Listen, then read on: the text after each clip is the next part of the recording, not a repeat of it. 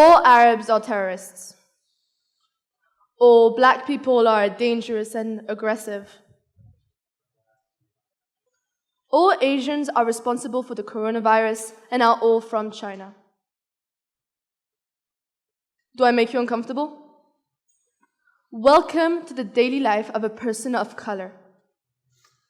You see, growing up in France, being the daughter of a Moroccan father and Algerian mother, as well as having both of my grandmothers wear the headscarves, I've witnessed a fair share of racial stereotypes being applied in front of my young, innocent self at the time.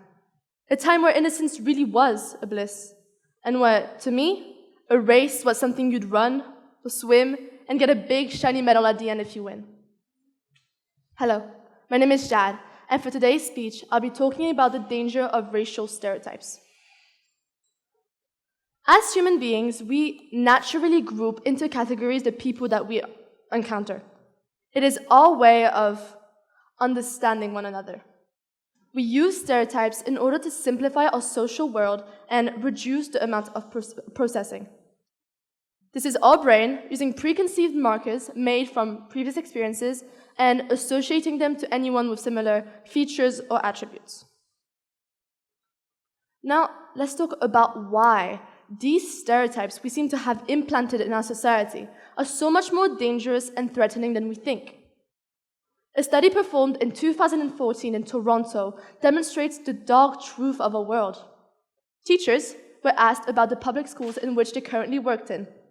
Now, they reported that students in the ethnically, linguistically, and racially diverse inner city school or public schools were often categorized by educators as disruptive, troublemaker, dangerous, and individuals that are likely to end up in prison.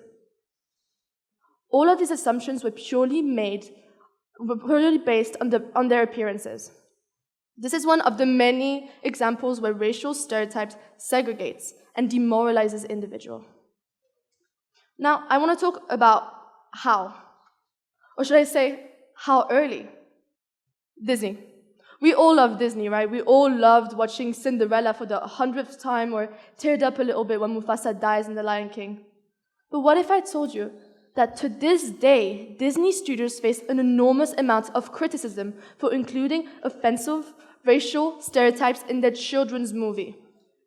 Like in Peter Pan, where there is a whole song dedicated to mocking Native Americans and their red skin. Or The Aristocat. That's right, a movie about cats managed to become racist. An Asian cat playing the piano with chopstick in a mocking accent and almond-shaped eyes. This means that children as young as 3 years old are already told how an individual should act based on what they look like. This hypothesis was also proven by Murray Clark, emphasizing the toxicity of the world we live in. Young African-American children were shown 2 identical dolls.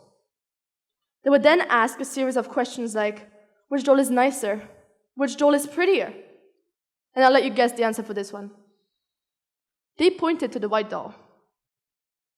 They were then asked which doll they looked more like. They pointed to the black doll. The same doll they just called ugly and mean. This just proves how much our media influences the younger generation and pushes them to grow up believing in those stereotypes.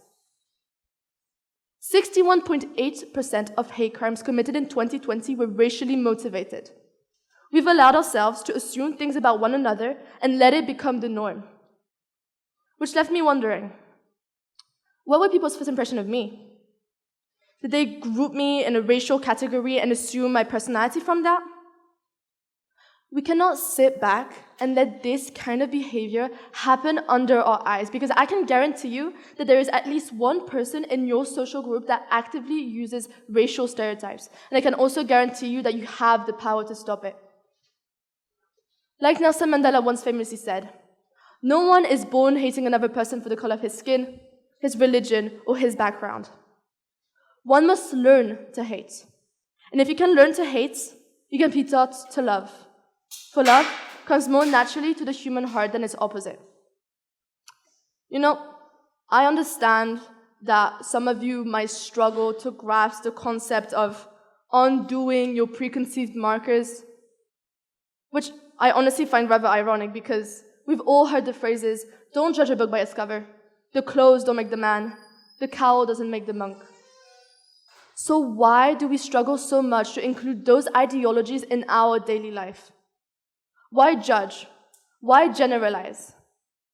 Let's get to know one another without assuming.